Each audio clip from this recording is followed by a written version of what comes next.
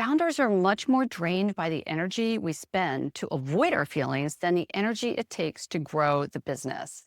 And guess what? You never really avoid your feelings. You just trade one bad feeling for another. You don't want to feel disappointed, acknowledging your bad hire, so you don't let them go, and instead you feel frustrated every day.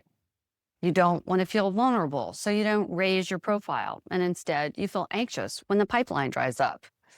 You don't want to feel burdened, so you avoid hiring managers, and instead you feel overwhelmed doing everything yourself. So we burn priceless energy avoiding feelings, tweaking the website instead of hiring the A player, checking the dashboard instead of building the marketing plan, reading the news instead of terminating the non-performer. Here's what's really going on.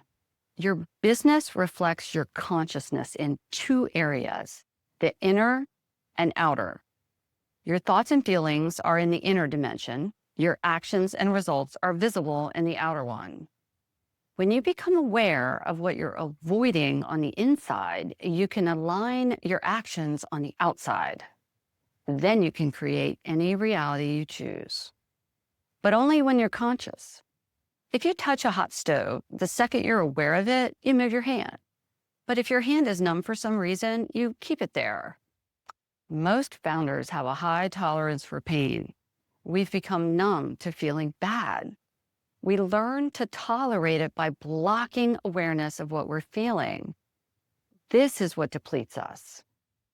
The alternative is to fully feel an emotion, release it, and then intentionally choose how you want to feel next. When you do this, you free so much internal energy that it allows you to do the thing that moves the business forward.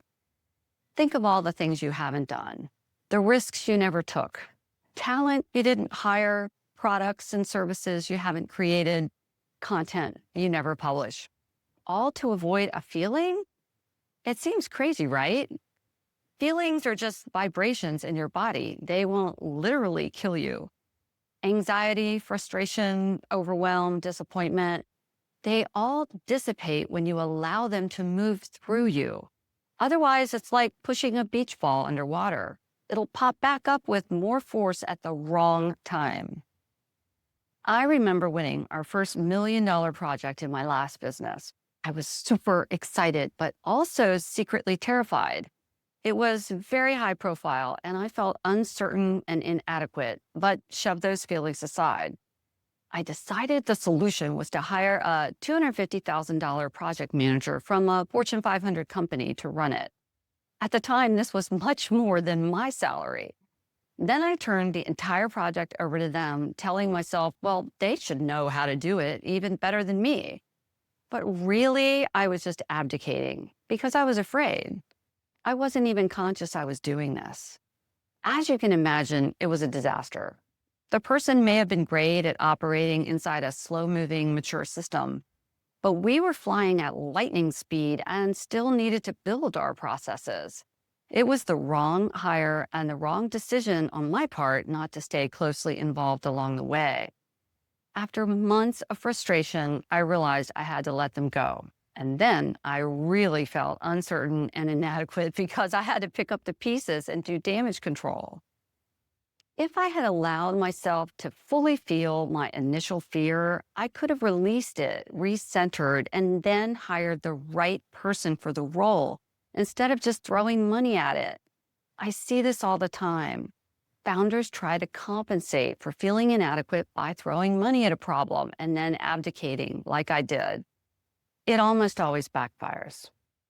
So what do you do instead? The next time you experience a negative emotion, name it.